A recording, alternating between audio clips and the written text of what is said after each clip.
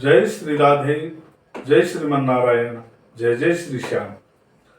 तृतीय अध्याय श्रीमद् भागवत सप्ताह विधि और उसका फल।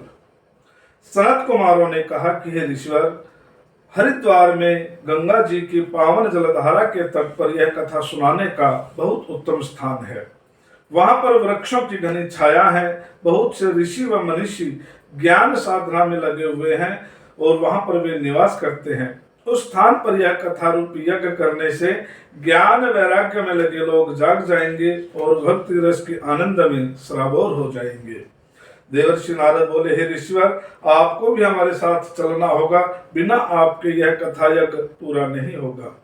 देवर्षि नारद के आग्रह पर चारों भाई बद्रिका आश्रम में चलकर हरिद्वार आए और वहां पर रहने वाले ऋषियों और मुनियों ने उन्हें श्रीमद् भागवत कथा कहने का मंतव्य प्रकट किया। उन्होंने उनसे कहा कि जो कोई भी इस कथामृत का पान करना चाहे वे गंगा तट पर एकत्रित हो जाएं।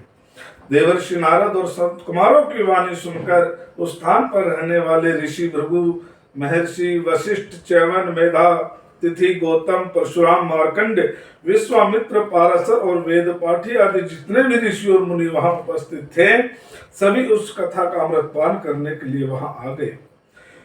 इन ऋषिवरों के अतिरिक्त वेद पाठी, गंधर्व, किन्नर, नागरिक, आबाल, वृद्ध और स्त्री पुरुष सब वहां पर एकत्रित हो गए।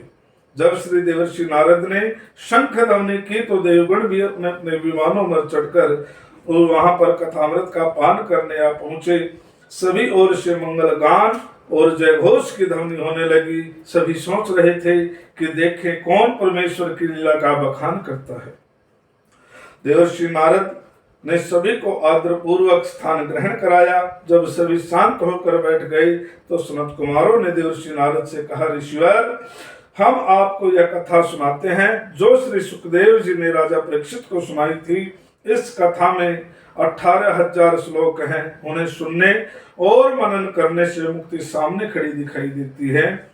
हे देवर्षि नारद, श्रीमद् भागवत की कथा सुनने से जो पुण्य प्राप्त होता है वैसा फल हजारों अश्वमेध और वाजपेय करने से भी प्राप्त नहीं होता।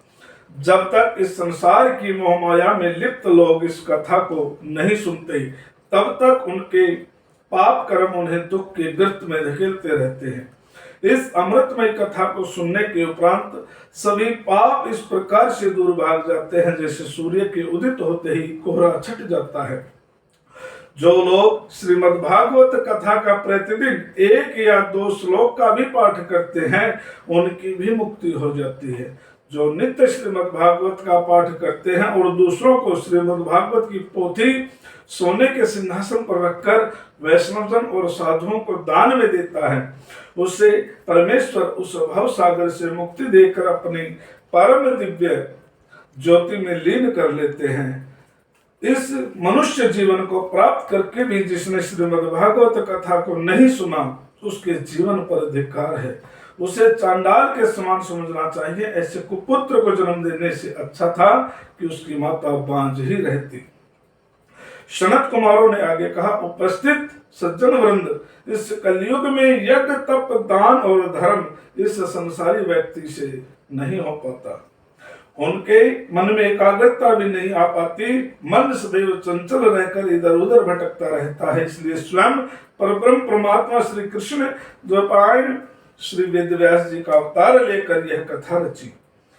यह कथा 7 दिन में सुनी जा सकती है। जो कोई व्यक्ति 7 दिन में चित्त लगाकर इस कथा को सुनता है उसे सभी प्रकार के यज्ञ, तप, व्रत और दान करने का फल प्राप्त हो जाता है। उसका जीवन आवागमन के चक्र से मुक्त हो जाता है। इस महापुराण के 11वें स्कंद में एक स्थान पर श्री उद्धव जी श्री कृष्ण से ज्ञानोपदेश ग्रहण करके कलयुग के लक्षण को जानते हैं और श्री श्याम सुंदर के श्री चरणों में नमन करके पूछते हैं कि दीनानाथ, आप तो वैकुंठ को जा रहे हैं, फिर संसारी व्यक्तियों का उद्धार कैसे होगा?